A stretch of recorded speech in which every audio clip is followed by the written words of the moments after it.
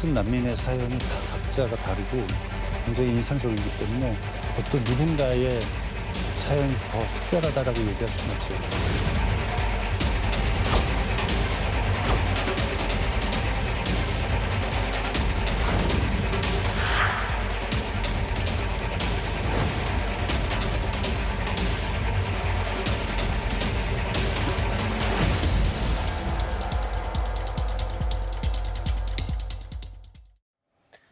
이번 이야기부터는 양지민 변호사가 도움 말씀 함께해 주시겠습니다. 안녕하십니까? 어서 오십시오. 안녕하세요. 네. 자, 최근 배우 정우성 씨와 모델 문가비 씨 사이에 혼외 출산이 확인이 됐죠.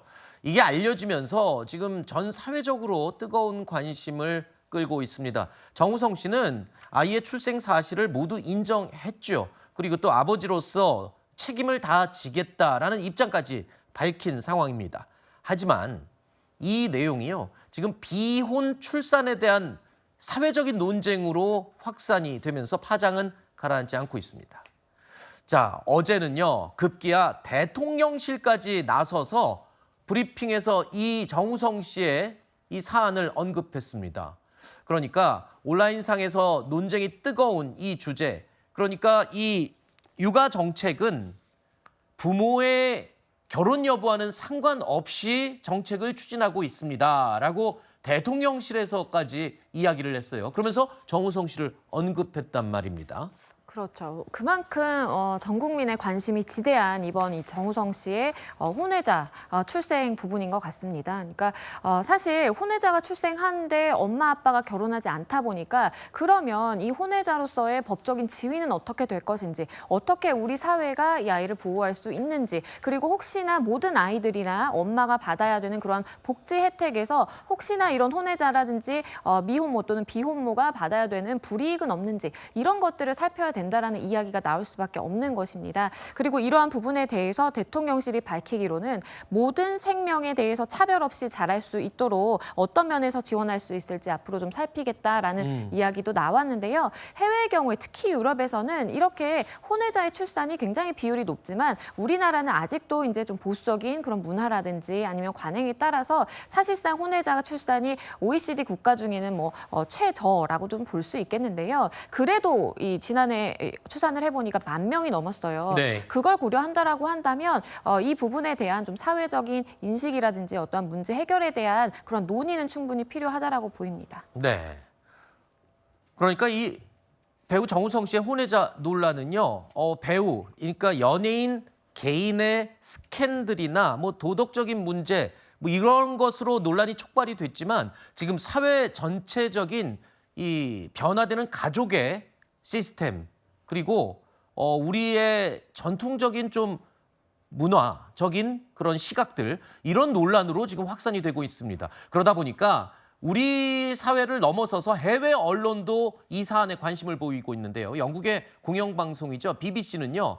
정우성 씨의 이 혼외자 스캔들이 국가적인 논란을 불러일으키고 있다라면서 이 내용을 다루고 있습니다. 자, 정우성 씨는 유엔 난민기구 친선대사로 활동하면서 난민에 대한 목소리도 과거에 높인 바가 있죠.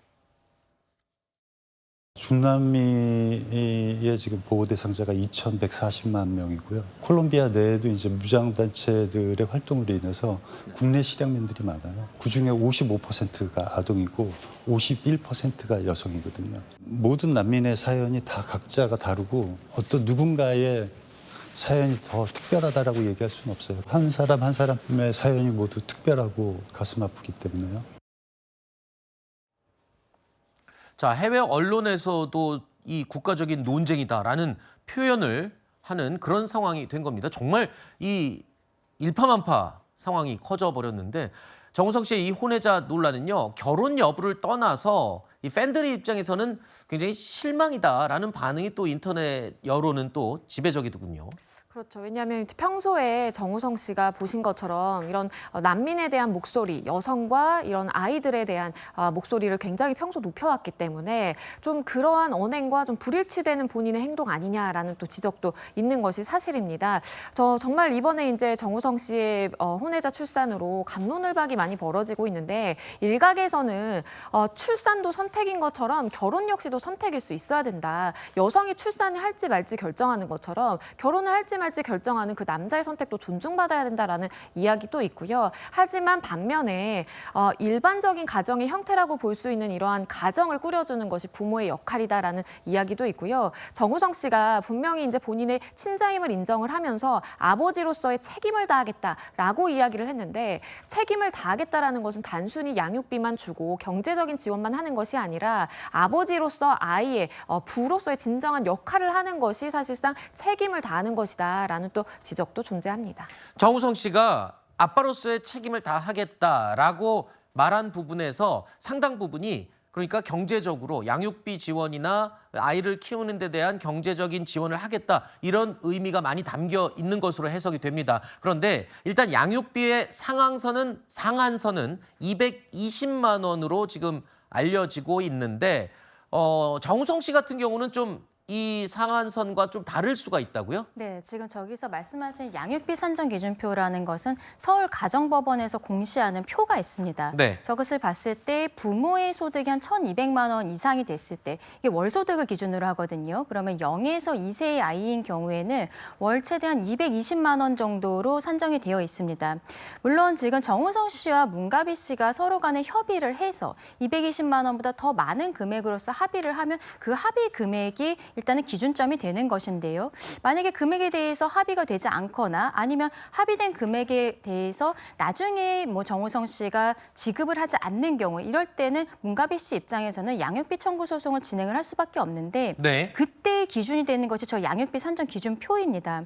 말씀드린 것처럼 월 1,200만 원 이상인 경우가 맥시멈으로 되어 있는데 기존에 가지고 있는 재산이라든지 이런 것에 대한 고려는 없어요. 그러면은 문가비 씨 입장에서는 소송을 하는 가운데에 있어서 그동안의 뭐 과거의 소득 수준이라든지 이런 것들을 사실조회 등을 통해서 진행을 해야 되는 이런 지난한 과정들이 있을 수 있다는 부분도 우려가 되고 있습니다. 알겠습니다. 과연 양육비를 지원하는 것으로서 아빠 역할을 다할 수 있느냐에 대한 의문도 많은 사람들이 지금 제기를 하고 있는 상황입니다.